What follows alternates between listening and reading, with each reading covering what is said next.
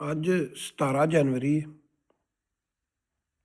ਅੱਜ ਦੇ ਦਿਨ 2023 ਨੂੰ ਮੇਰੀ ਵਾਲਦਾ ਫੌਤ ਹੋ ਗਈ ਸੀ। ਅਤੇ ਅਸੀਂ ਛੋਟੇ ਛੋਟੇ ਸਾਂ ਅਤੇ ਸਾਡੇ ਵਾਲਦ ਫੌਤ ਹੋ ਗਈ। ਮੈਂ 13-14 ਸਾਲਾਂ ਦਾ ਸੀ। ਉਹ 7 ਫਰਵਰੀ ਨੂੰ ਅੰਦਾਜ਼ਨ ਫੌਤ ਹੋਈ ਸੀ 1996 ਨੂੰ। ਅਤੇ ਸਾਡੀ ਵਾਲਦਾ ਨੇ ਨਾ ਬਹੁਤ ਜ਼ਿਆਦਾ ਜ਼ਮੀਨ ਹੋਣ ਦੇ ਬਾਵਜੂਦ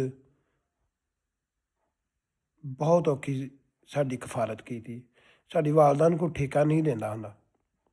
ਛੋਟੇ ਹੁੰਦੇ ਸੀ ਨਾ ਅਸੀਂ, ਅਤੇ ਮੈਂ ਜਦੋਂ ਲੜਨਾ ਨਾ ਕਿ ਆਹ ਮੇਰਾ ਹੱਕ ਬਣਦਾ, ਆਹ ਮਾਮਲਾ ਇੰਝ ਕਰ, ਅਤੇ ਉਹਨੇ ਅੱਕ ਜਾਣਾ, ਕਹਿਣਾ ਮੈਨੂੰ ਨਾ ਕਵਾ। ਅਤੇ ਮੈਂ ਬਾਹੋਂ ਫੜ ਕੇ ਕਹਿਣਾ, ਮਾਂ ਕਿਹਨੂੰ ਮੈਂ ਬਾਹਰ ਜਾ ਕੇ ਗਲੀ 'ਚ ਆਖਾਂ ਕਿ ਤੂੰ ਮੇਰੀ ਮਾਂ ਆਖਰੀ ਲੱਗਣੀ ਹੈ, ਬੀਬੀ ਮੇਰੀ ਗੱਲ ਸੁਣ। ਚੁੱਪ ਕਰ ਜਾਣਾ, ਫਿਰ ਨਾ ਕਹਿਣਾ ਮੈਨੂੰ ਕੁਛ ਵੀ। ਮੈਂ ਫਿਰ ਦਿਲ 'ਚ ਧਈਆ ਕਰਨਾ ਹੁੰਦਾ। ਮੈਂ ਕਿਹਾ ਜਿੱਦਣ ਮੇਰੀ ਜ਼ਿੰਦਗੀ ਨੂੰ ਖਤਰਾ ਹੋਇਆ ਨਾ ਉਦਣ ਮਾਫੀ ਮੰਗ ਲੈਣੀ।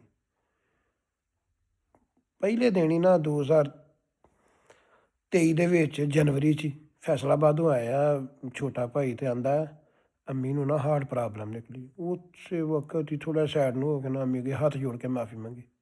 ਹੱਥ ਜੋੜ ਕੇ ਆਖਿਆ ਮਾਂ ਮੈਨੂੰ ਅੱਲਾ ਵਾਸਤੇ ਮਾਫੀ ਦੇ ਦੇ। ਮੈਨੂੰ ਨਾਲ ਲਾ ਕੇ ਆਂਦੀ ਨਾ ਮੇਰਾ ਪੁੱਤ, ਤੂੰ ਤਾਂ ਜਦੋਂ ਮੇਰੇ ਨਾਲ ਲੜਨਾ ਹੁੰਦਾ ਮੈਂ ਉਦੋਂ ਤੈਨੂੰ ਮਾਫ ਕਰ ਦਿੰਦੀ ਹਾਂ। ਫਿਰ ਮਾਫੀ ਮੰਗੀ, ਫਿਰ ਮੂੰਹ ਆਂਦੀ ਮੈਂ ਤੈਨੂੰ ਪੁੱਤ ਮਾਫ ਕੀਤਾ। ਫਿਰ ਆਂਦੀ ਮੈਂ ਤੈਨੂੰ ਪਹਿਲਾਂ ਮਾਫ ਕਰ ਦਿੰਦੀ। ਫਿਰ ਜਦੋਂ ਉਸ ਤੋਂ ਬਾਅਦ ਹਸਪਤਾਲ ਗਈ ਹੈ, ਉੱਥੋਂ ਮੈਂ ਵਾਲਦਾ ਕੋਲ ਮਾਫੀ ਮੰਗੀ। ਮੈਂ ਕਿਹਾ ਵਾਲਦਾ ਦਾ ਨਾਫਰਮਾਨ ਨਹੀਂ ਸਾਂ, ਜ਼ਿੰਦਗੀ ਨਾਰਮਲ ਹੀ ਲੰਘੀ ਹੈ। ਮੈਨੂੰ ਵਾਲਦੈਨ ਦੇ ਅਹਿਕਾਮਾਤ ਦਾ, ਇਹਤਰਾਮ ਦਾ, ਮਰਤਬੇ ਦਾ ਬੜਾ ਬਖੂਬੀ ਪਤਾ।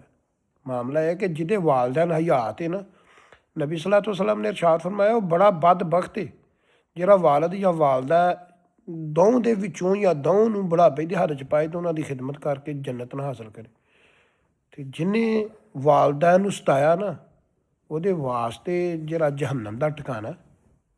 ਇਸ ਮਾਰੇ ਜਿਨ੍ਹਾਂ ਦੇ ਵਾਲਦੈਨ ਫੌਤ ਹੋ ਚੁੱਕੇ ਨੇ, ਅੱਲਾ ਉਹਨਾਂ ਨੂੰ ਜੰਨਤ 'ਚ ਕਰ ਦੇ, ਅਤੇ ਜਿਨ੍ਹਾਂ ਦੇ ਵਾਲਦੈਨ ਹਯਾਤ ਨੇ ਉਹਨਾਂ ਦੀ ਖਿਦਮਤ ਕਰਕੇ ਜੰਨਤ ਹਾਸਲ ਕਰ ਲਓ। ਮੇਰੇ ਤਾਂ ਵਾਲਦੈਨ ਤੁਰ ਗਏ ਨੇ, ਆਪਣੇ ਵਾਲਦੈਨ ਦੀ ਕਦਰ ਕਰ ਲਓ।